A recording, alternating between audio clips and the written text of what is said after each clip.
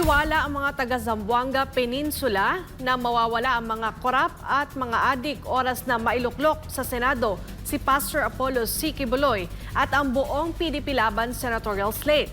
Pakinggan natin ang pahayag ng mga Zamboangueño sa kanilang pagdalo sa isang campaign rally na pinangunahan ni Pastor Apollo C. Quiboloy. Si Kyle Telerin magbabalita.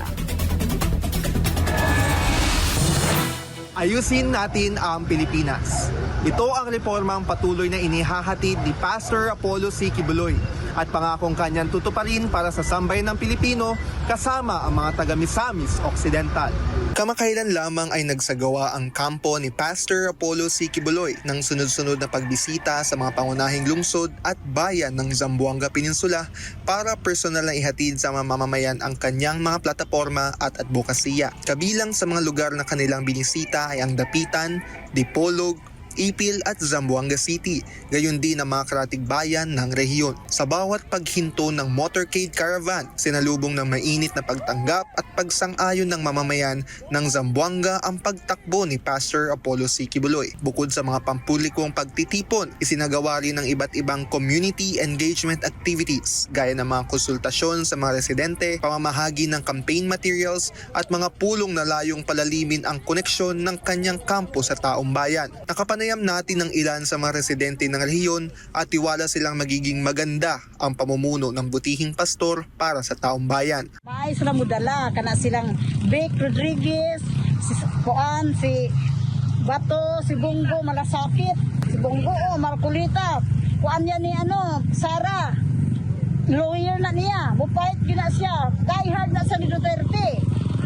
Kaya nga kami PDP Laban lahat. Karon kurap, di ba? Dahang kurap.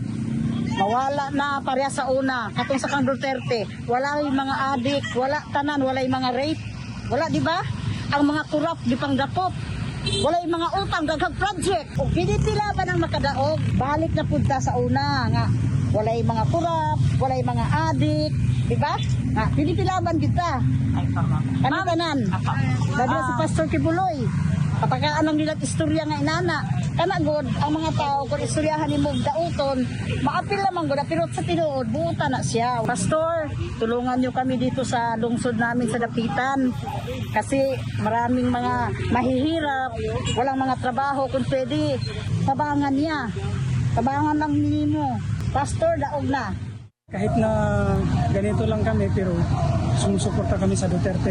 Anytime, actually before ako bumaba, dumaan ako doon sa ICC. Sad to say, hindi ko nakita si VP Sara doon, hindi ko nabutan pero still supporting Duterte, especially Pastor. So kung ano ang in-endorse ni Iparati, doon kami. OFW, Duterte kami. Pastor, maging matatag ka lang. Alam namin, kaya mo yan. Tiwala lang, may tiwala kami sa inyo.